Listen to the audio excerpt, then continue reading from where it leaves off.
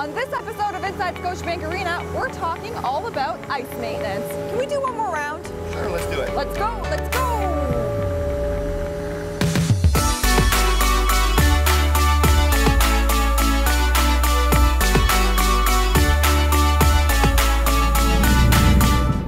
Something you may not ever think about when watching a Leafs game is the actual ice they're playing on. How it's maintained for the team, how thick it is, or even something as simple as how it's kept so cold.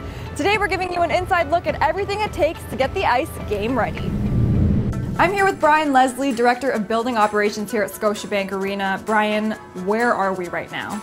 We are in the ice plant. This is where the hub of control is for everything that's inside the building and for our ice. We have a multitude of screens in here. This is actually controlling the lights in the building. This is our fire life safety control, and this is the one that controls the ice. So basically everything that is on the rink is controlled out of this room, is what you're saying? In the entire building, yeah. Wow. Yeah. Now what does ice maintenance mean, especially in an arena like this? We have so many events in this building, so maintaining the ice is really 24/7. Throughout the course of every hour, we have staff in here, talking to staff that's on the ice, driving the Zambonis, doing all of the maintenance. It's sort of a concert of activity to create that sort of scenario that we need for the Leafs. So Brian, how thick is the actual ice? Yeah, I get the question a lot, and then the answers start somewhere around here that I get from people, and then more here. And in actual fact, the ice is only between an inch and a half. Is the ice also thick for like figure skating events that are in the building? Yeah, it's really different for that because you imagine the toe pecs. Yeah. So when we have figure skaters in the building, they want a softer sheet of ice and they want it thicker. So they want it at least an inch and a half. I get a lot of questions about how many times you take the ice out during the year. We don't. It just stays there? It stays in for the entire year. And all we do is we actually just cover it up. So we have an insulating panel that sits right on the ice, and then the court or the concert stage or whatever we're doing any night on top of that. Oh, okay. And how do you keep it so cold? Yeah. Well, that's where the magic happens. Would you like to see it? I would, yes. All right, we'll go.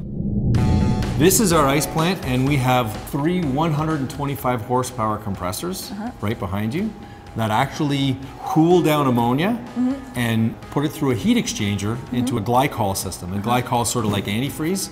So we pump the antifreeze down to the ice through this heat exchanger. And you can actually see how cold it is here, the snow that's built up on this heat exchanger. So I've learned what makes the ice cold, but what keeps the building cold? In this particular building, we don't have chillers or boilers to heat or cool the building. This building is cooled by Lake Ontario. Really? Yeah, so through the domestic water intake through the city of Toronto, we use that cold water to cool the air. So that's sort of like a really environmental way to do it. And we don't have boilers. There's a district heating plant downtown that we heat the building from. That's another thing that I definitely did not know. So we've walked through the steps of how the ice is maintained in the building, but once it's at that point, how is it kept in perfect condition for game time? We're about to find out.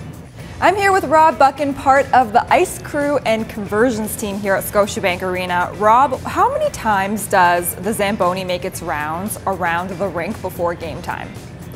Well, each time we go out to do a flood or whatever we got to do out there, it's about 10 laps each time we're up and down the ice.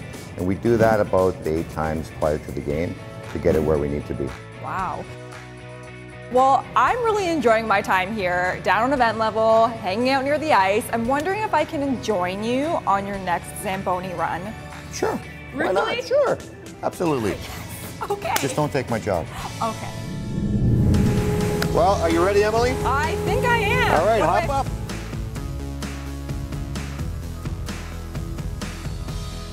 So is there anything unique about the Zamboni that we wouldn't know? Yep, actually this is one of the very few Zambonis that has a fast ice system. You look on the back, it has an upper boom and a lower boom, which we control from here to get our output of water, which whatever we cut, it'll come back to whatever we need. How do you go about building the actual ice?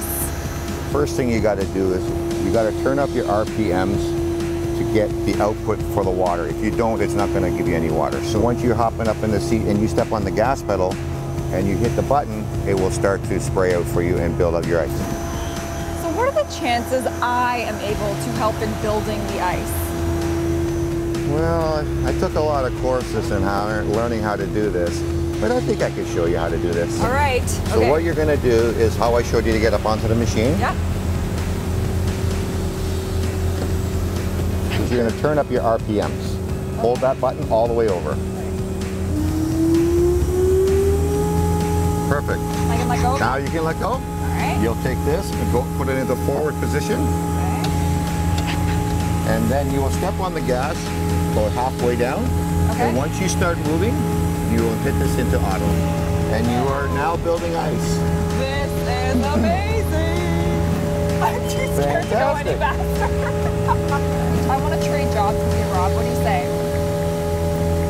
A day, maybe one day. I got a few more years to retirement, and then I'll think about it. Yep, there's a lot that goes into maintaining the ice for games in the building. Keep that in mind next time you're here cheering on the Leafs. Bye.